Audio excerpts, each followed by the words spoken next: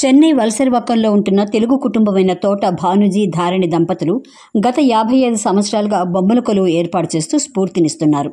దేవతామూర్తుల ప్రతిమలు, మనిషంత ఎత్తైన గోడ గడియారాలు, షిరిడీ సాయిబాబా, మహాత్మా గాంధీ ప్రతిమలు, పురాతన రాగి బిందెలు, పుస్తకాలు, పక్షులు ప్రతిమలు, అలనాటి కెరోసిన్ దీపాలు, ఇంకా వీటిలో రైతుల జీవితం, గ్రామీణ ప్రాంత జీవన విధానం, రామాయణం, మహాభారతం, పురాణ గాథలు తదితర విషయాలను తెలిపే బొమ్మలు పిల్లలతో పాటు పెద్దలను ఎంతో ఆకట్టుకుంటున్నాయి. దసరా నవరాత్రుల సందర్భంగా తోట భానుజీ ధారణి తమ ఇంట్లో బొమ్మల కొలువు పెట్టి ప్రతిరోజు సాయంత్రం భక్తి శ్రద్ధలతో పూజలు చేస్తూ ప్రముఖులను, ముత్తైదువులను సాదరంగా ఆహ్వానిస్తున్నారు. బొమ్మల విశిష్టతను తెలుపుతూ పలహారాలు, ముత్తైదువులకు తాంబూలాలు అందజేస్తున్నారు. భానుజీ కుటుంబ సభ్యులు రంగనాయకులమ్మ ప్రారంభించిన ఈ బొమ్మల కొలువు 5.5 దశాబ్దాలుగా కొనసాగిస్తున్నారు.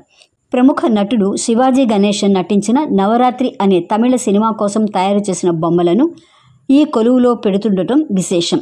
ఎంతో వైవిధ్యమైన స్ఫూర్తినిచ్చే ఈ దసరా బొమ్మల కొలువును చూసేందుకు తెలుగు వెలుగు సంక్షేమ సంఘం అధ్యక్షులు అల్లింగం రాజశేఖర్ భానుజీ ధారణి దంపతులు ఆహ్వానించారు.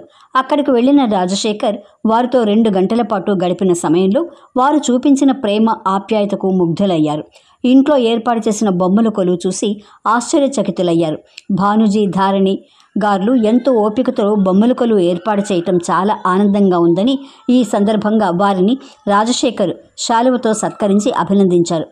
ఒక మ్యూజియం చూస్తే ఎంత ఆనందమో అంతకంటే ఎక్కువ ఆనందాన్ని ఈ బొమ్మల కొలువు ఇస్తుందని అన్నారు. ఈ బొమ్మల కొలువు కోసం కొన్ని బొమ్మలు అందించిన రవీంద్రబాబు గారికి ప్రత్యేక కృతజ్ఞతలు తెలియజేశారు.